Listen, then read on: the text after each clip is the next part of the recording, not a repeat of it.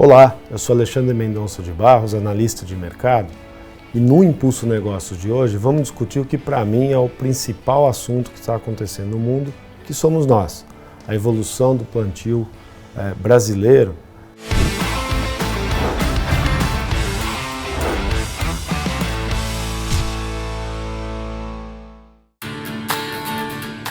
A gente está vendo uma dificuldade, uma leitura muito complexa dessa entrada de safra brasileira.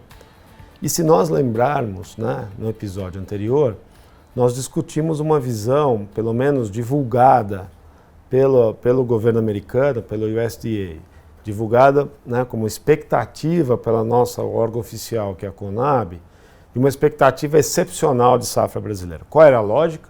Um crescimento da área de soja adicional sobre o ano passado, o que, dado o ano passado, nós vimos uma tecnologia muito alta na produção de soja brasileira, novas variedades de soja entrando em várias regiões com altíssimo potencial produtivo, e a gente viu a safra passada ser exuberante. O olhar da maioria dos analistas de mercado e dessas fontes oficiais é que o Brasil colheria esse ano algo na casa de 163 a 165 milhões de toneladas de soja, superando a safra passada. Vale lembrar que nessa última safra nossa, estávamos num contexto de laninha, e esse contexto de laninha, evidentemente, penalizou a safra do sul do Brasil. Não penalizou só a safra do sul do Brasil, mas tivemos quebras muito importantes na Argentina e até uma redução do potencial produtivo do Paraguai. Portanto, a imagem para essa safra agora, a próxima safra nossa, é que nós manteríamos produções elevadas nas regiões centrais do Brasil e teríamos a compensação da volta da produção argentina, do Rio Grande do Sul, do Paraguai, de tal sorte que o mundo veria uma fortíssima recuperação dos estoques globais de soja. Muito bem. Eu acho que a história que está sendo contada já dá para a gente dizer, dificilmente nós vamos conseguir reproduzir, pelo menos no Cerrado, as safras que nós tivemos no ano passado. Vamos entender por quê. Primeiro, o contexto climático. A gente já falou aqui em episódios anteriores que é um contexto de El Niño. O El Niño, se nós olharmos para a tela, do que o modelo americano está projetando de probabilidade de El Niño, a gente olha e percebe que há 100% de probabilidade de El Niño, pelo menos até o começo do próximo ano. Acompanhando essas barras vermelhas que medem a probabilidade de ser El Niño, a gente nota claramente que estamos no meio de El Niño. Notamos também que essa probabilidade provavelmente vai começar a mudar quando nós avançarmos para o primeiro trimestre do ano que vem e principalmente para o segundo trimestre do ano que vem. Notem no gráfico que as barras cinzas indicam que nós tendemos a ir para uma probabilidade de um clima mais neutro. Se olharmos para o segundo slide, o segundo gráfico relevante aqui para a gente entender a dinâmica dessa formação de preços são os modelos que projetam para onde vai a temperatura do Pacífico, na região que mais afeta o padrão de chuvas no Brasil. Se vocês notarem, até a virada do ano ainda, as temperaturas devem ficar mais altas do que a média histórica, a média histórica é 0, nós estamos vendo um desvio da ordem de 2 graus, é um desvio relativamente moderado a forte, eu diria, e a gente nota que a partir daí a tendência do Pacífico é resfriar de uma maneira bastante agressiva. Isso tem uma notícia boa para eu comentar lá na frente, mas tem um desafio que me parece relevante para nós entendermos o que está acontecendo e por que esse mês de dezembro ele é tão importante para o fechamento da percepção de safra brasileira, principalmente a safra de soja.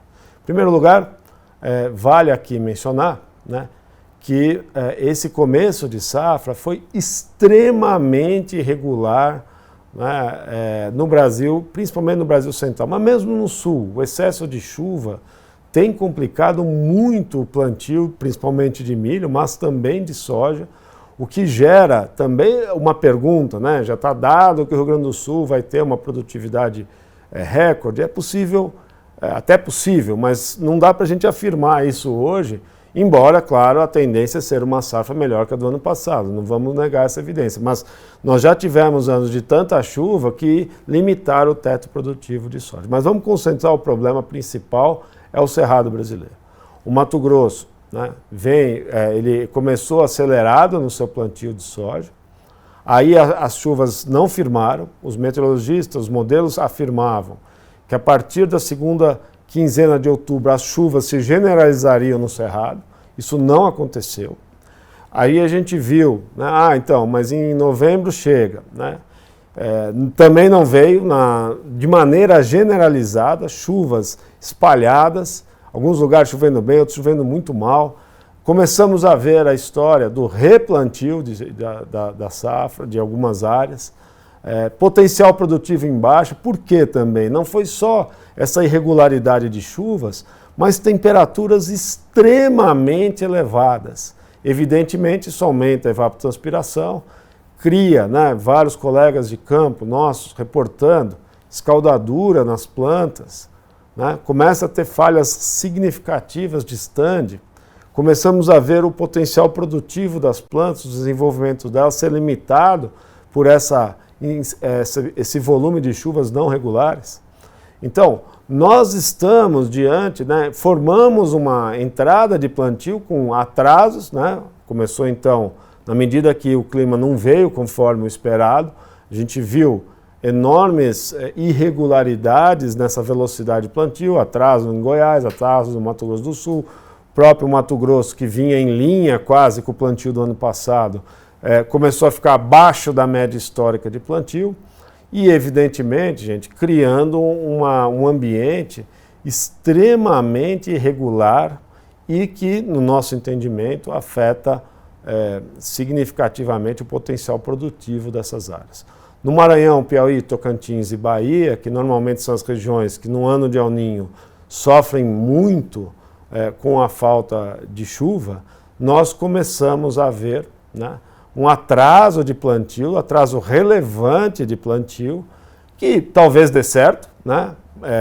Nós já vamos olhar no instante.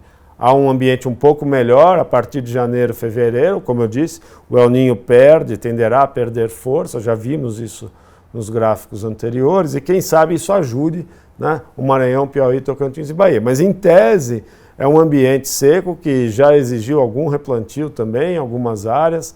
É possível que nós vamos acabar vendo assim, mudanças de área, tá? E tem uma pergunta que está em aberto, que é uma pergunta muito relevante, que não é com relação à soja, mas sim com o milho. Quais os impactos dessa instabilidade climática, desse calendário de plantio de soja, tá certo? Sobre a formação da safrinha, que no nosso entendimento já havia uma certa redução de área por conta de uma expansão de área de algodão, por conta da incerteza quanto à formação de preços de milho, né? Nós acreditamos que o milho tem um potencial de alta de preços, mas justamente, né, a gente sabe que vem de estoques elevados, já discutimos isso em episódios anteriores. Essa seca também criou uma dificuldade de exportação pelo Arco Norte, porque vários rios secaram e não permitiram os embarques funcionarem normalmente, o que acumula mais milho, pressiona o preço do milho na entrada, no momento que precisa tomar decisão, comprar os insumos, etc. Então, nossa leitura é que vai ter uma certa restrição na área de safrinha e é possível que a tecnologia, a decisão do produtor, dado um calendário de plantio que pode ter, né, ficado mais atrasados em regiões importantes, nós podemos ver também uma queda de tecnologia na safrinha e, mais uma vez, uma incerteza muito grande quanto à safrinha mais adiante. Veja, se nós olharmos as previsões do modelo americano de precipitação, de desvio de precipitação, vamos olhar um pouco qual é a diferença contra a média de chuvas normais para as regiões brasileiras. Nós vamos ver tudo que está em amarelo é que vai chover abaixo, né? O modelo está indicando vai chover abaixo da média histórica, e quanto mais escuro, mais abaixo da média histórica, e o que está em verde é chovendo acima da média histórica. E em branco, ou perto de branco, cores muito pouco intensas significam chuvas muito próximas da média. A gente vê um perfil que para dezembro segue, né, a ideia de um ambiente típico de El Niño, mais seco nas regiões centrais e nordeste do Brasil do que o normal, e chuvas acima do normal no sul. Quando a gente avança para o janeiro, depois o fevereiro, março, abril, a gente vê que esses extremos vão se dissipando. Isso é compatível com o que estava implícito nos dois primeiros quadros, que o El Niño tende a perder força e isso tende a diminuir a intensidade do que nós estamos, né, esperando do comportamento das chuvas. Veja, como é que eu resumo esse quadro? Na minha opinião, com todo o risco, né, estamos aqui no final de novembro, tá certo? Ainda aconteceu muita coisa, tem muita coisa para acontecer, mas a minha impressão é que nós já perdemos um pedaço do potencial produtivo da soja. Tá? É complicado falar isso para vocês, mas pelo menos aí isso vir para uma casa de uns 156 milhões de toneladas de soja parece para a gente fazer sentido. E obviamente, né, me parece também que é difícil apostar hoje numa produção igual desse ano, na safrinha de milho da região central do Brasil. Eu acho que já vai haver uma penalização por toda essa confusão de ambiente que está formado. De qualquer maneira, gente, isso mostra, né, primeiro, a importância que o Brasil assume no cenário internacional, né, se transformou esse ano no maior exportador de milho do mundo, é o maior exportador de soja do mundo.